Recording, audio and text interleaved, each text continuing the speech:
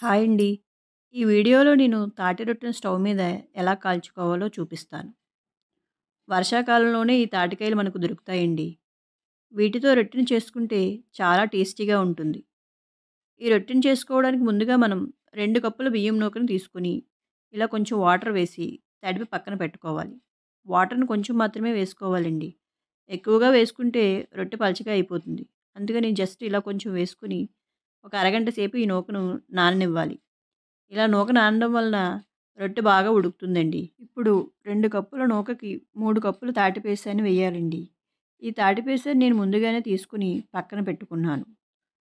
తరువాత కప్పున్నర బెల్లాన్ని కూడా వేసుకొని బాగా కలపాలండి.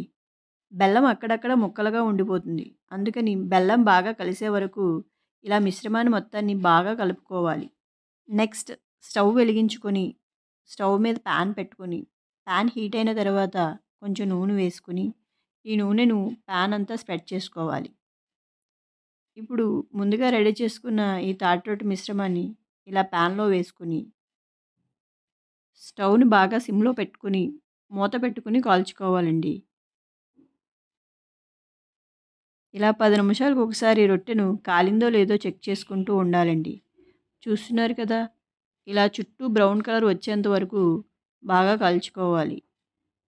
ఇలా కాలిన తర్వాత ఈ రొట్టెను ఒక ప్లేట్‌లోకి తిరగేసుకొని, తరువాత ఈ పాన్‌లో కొంచెం నూనె వేసి, మళ్ళీ రొట్టెను రెండో వైపు కూడా బాగా కాలనివ్వాలండి.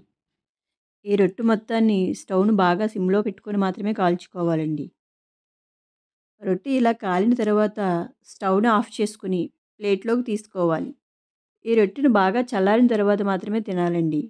వేడిగా ఉండగా తింటే కొంచెం చేదుగా ఉంటుంది. ఇంతేనండి. చాలా ఈజీగా తాటి రొట్టె రెడీ అయిపోయింది. ఈ రొట్టె అంటే మా ఇంట్లో అందరికీ చాలా ఇష్టమండి. మీకు ఇష్టమైతే నాకు కామెంట్ చేయండి. ఈ వీడియో గనుక మీకు నచ్చితే ప్లీజ్ లైక్ చేయండి, షేర్ చేయండి. ఇంకా subscribe my channel. Thank you for watching.